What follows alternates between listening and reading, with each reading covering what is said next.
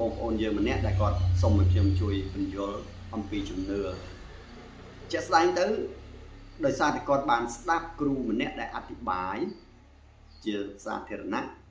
ហើយគាត់បានឃើញគាត់បានស្ដាប់ហើយគាត់ផ្ញើ link ឲ្យខ្ញុំស្ដាប់ដែរតែខ្ញុំបើកអត់បានប្រហែលជា link មានបញ្ហាឬក៏ខាងខ្ញុំអត់សូវមានសេវាហើយគាត់បានបញ្ជាក់ថានៅក្នុងការអធិប្បាយនោះគឺប្រាប់ថាអ្នកដែលជឿព្រះយេស៊ូវគ្រីស្ទនឹងរីកចម្រើនចេះតែរីកចម្រើនទៅគឺមានន័យបែបនេះគឺចេះតែរីកចម្រើនទៅរីកចម្រើនទាំងទ្រព្យសម្បត្តិរីកចម្រើនទាំងសុខភាពរីកចម្រើនទាំងទំនាក់ទំនងនៅក្នុងសង្គមចំណុចទី1អ្វីដែលគាត់បានលើកឡើងដូចខ្ញុំបញ្ជាក់គឺ link ដែលគាត់ផ្ញើមកខ្ញុំគឺខ្ញុំអត់អាចបើកមើលឃើញហើយក៏មិនដឹងថាមានន័យដូចម្ដេចដែរក៏ប៉ុន្តែវាមិនខុសទាំងស្រុងទេវាមិនខុសទាំងស្រុងមានន័យថាវាមានបញ្ហាដែរតែវាមិនមានបញ្ហាទាំងស្រុងទេទី1ខ្ញុំនិយាយអំពីមិនមានបញ្ហាចុះមិនមានបញ្ហាការដែលមិនមានបញ្ហានោះគឺមានន័យថាអ្នកដែលជឿលើព្រះយេស៊ូវគ្រីស្ទគឺមានអ្នកខ្លះគឺព្រះសពហាតីគឺក្រោយពេលដែលគាត់ទទួលជឿព្រះអង្គទៅជីវិតរបស់គាត់គឺរលូនក៏ប៉ុន្តែអ្នកខ្លះទៀតក្រោយពេលដែលគាត់បន្ទាប់ពីគាត់ជឿលើព្រះយេស៊ូវហើយគឺជីវិតរបស់គាត់ហាក់បីដូចជាមុនពេលដែលគាត់ជឿលើព្រះយេស៊ូវគ្រីស្ទហើយក្រោយពេលដែលគាត់ជឿលើព្រះយេស៊ូវគ្រីស្ទគឺការខ្វះខាតហើយទំនាក់ទំនងទោះបីជាគាត់មានការប៉ាក់កែប្រែជាច្រើនក៏ដោយក៏ប៉ុន្តែការខ្វះខាតនឹងទំនាក់ទំនងហ្នឹងហើយនឹងសុខភាពរបស់គាត់ហ្នឹងគឺមិនមានអ្វីដែលល្អប្រសើរជាងមុននោះទេគឺគាត់អាចមានជំងឺនៅជំងឺដដែលហើយឬក៏ជំងឺថ្មីផ្សេងទៀតឬក៏ទំនាក់ទំនងពីមុនឡើយគឺមិនសូវល្អហើយក្រោយពេលដែលគាត់ជឿព្រះទៅកាន់តែមិនល្អទៀតហើយឬមួយក៏នៅធម្មតាដូចជាមុនហើយបើនិយាយអំពីទ្រព្យសម្បត្តិការដែលគាត់រីកចម្រើនហ្នឹងគឺដូចជាមិនមានអីល្អប្រសើរទេក៏ប៉ុន្តែអ្វីដែលប្រសើរហ្នឹងគឺជីវិតខាងក្នុងរបស់គាត់គឺគាត់អត់សូវខ្វល់ព្រួយពីសុខភាពបើសិននិយាយអំពីសុខភាពពីមុនគាត់មានការខ្វល់ព្រួយច្រើនអំពីសុខភាពក៏ប៉ុន្តែក្រោយពេលគាត់ជឿលើព្រះយេស៊ូវគ្រីស្ទគឺធ្វើឲ្យគាត់នឹងមិនសូវខ្វល់ព្រួយខ្លាំងអំពីបញ្ហាសុខភាពហើយបើសិននិយាយអំពីទំនាក់ទំនងដោយសារតែគាត់ជឿលើព្រះហើយគឺគាត់យល់កាន់តែច្បាស់គាត់គិតថានឹងជារឿងធម្មតាហើយបើសិននិយាយអំពីចំណូលប្រាក់ឬក៏ទ្រព្យសម្បត្តិវិញក្រោយពេលដែលគាត់ជឿលើព្រះហើយទោះបីជាមិនមានការអីល្អប្រសើរក៏ប៉ុន្តែជីវិតខាងក្នុងរបស់គាត់គឺទៅជាស្ងប់ស្កប់ស្កល់នៅអ្វីដែលខ្លួនគាត់មានមូលហេតុដែលគាត់មានការស្កប់ស្កល់មិនខ្វល់ព្រួយហើយក៏គាត់យល់ថាតំណែងតំណងជារឿងធម្មតាដោយសារតែគាត់យល់ច្បាស់ជីវិតនៅលើផែនដីនេះគឺ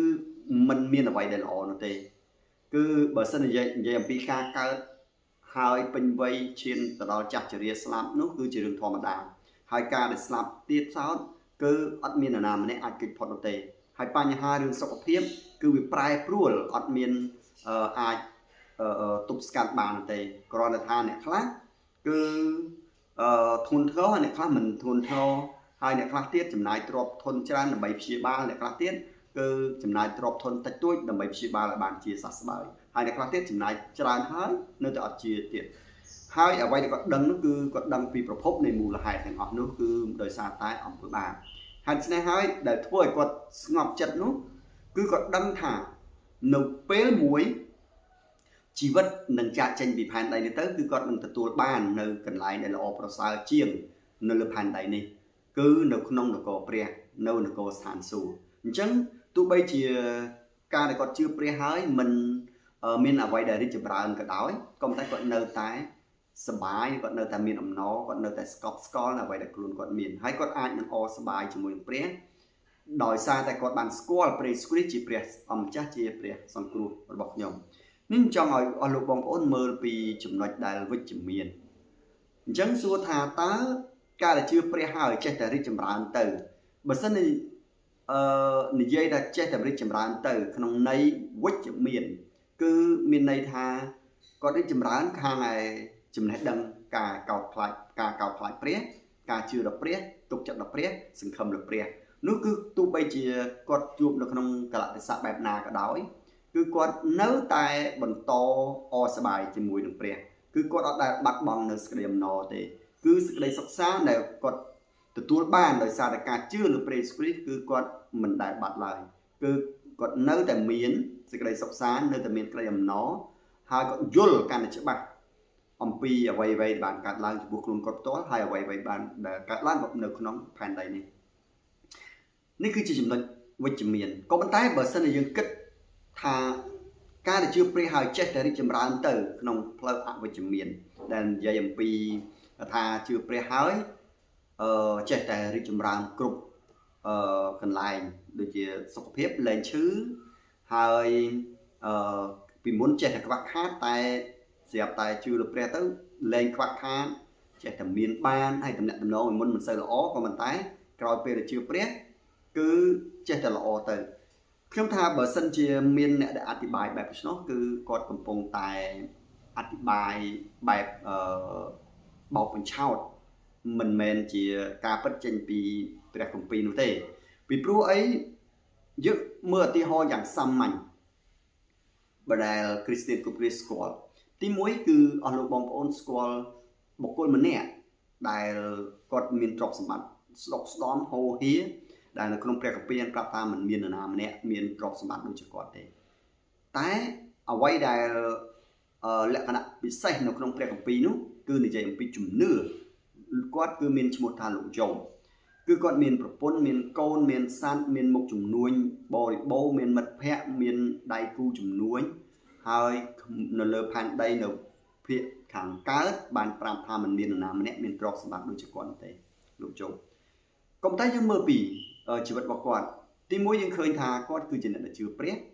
ប៉ុន្តែសួរថាតើជីវិតរបស់គាត់ដែលជឿព្រះហើយហ្នឹងតើគាត់ជំនឿរបស់គាត់បែបណាដែរយើងនិយាយអំពីជំនឿ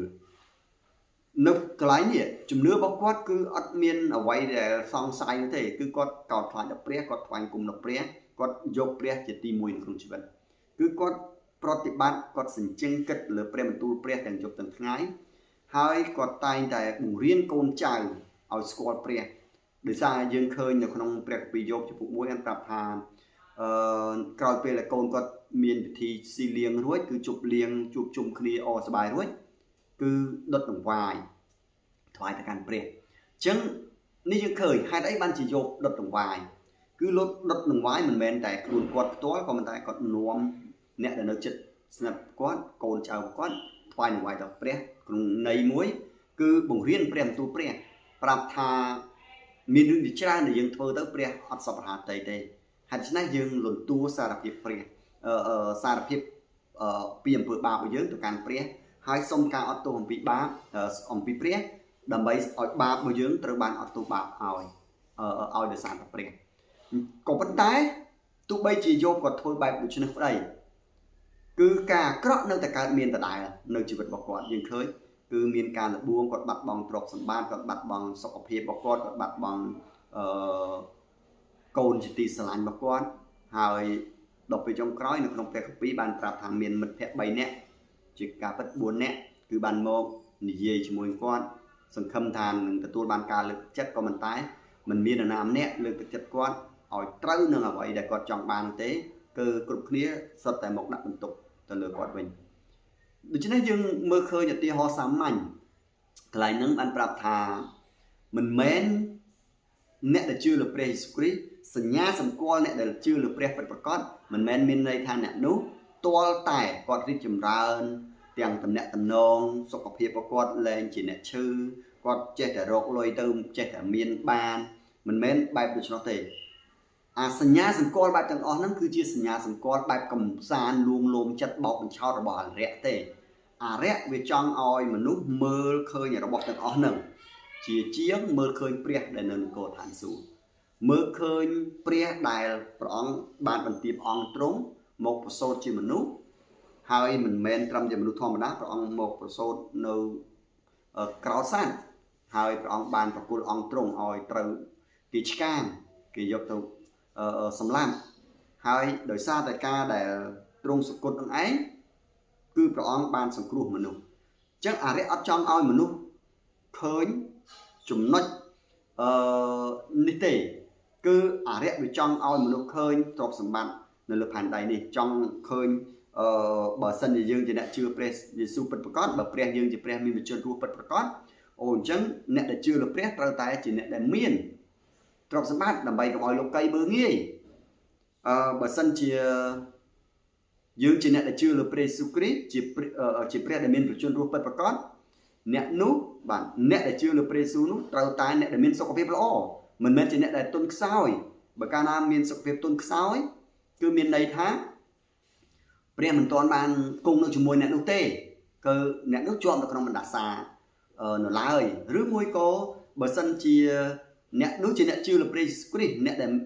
ជឿលើព្រះដែលមានគ្រប់ទាំងអំណាចព្រះចេស្តាមានវចនរស់ឡើងវិញតែអត់មានអំណាចអីសោះមិនថានៅក្នុងរដ្ឋាភិបាលឬក៏អំណាចនៅក្នុងសង្គមឬក៏នៅក្នុងសហគមន៍ណាមួយអត់មានអំណាចអញ្ចឹងបញ្ជាក់ប្រាប់ថាអ្នកនោះគឺអត់មានព្រះគង់នៅជាមួយទេគឺអ្នកនោះជាប់នៅក្នុងចំណងរបស់អរិយនៅឡើយនេះគឺជាសេចក្តីបង្រៀនคล้าย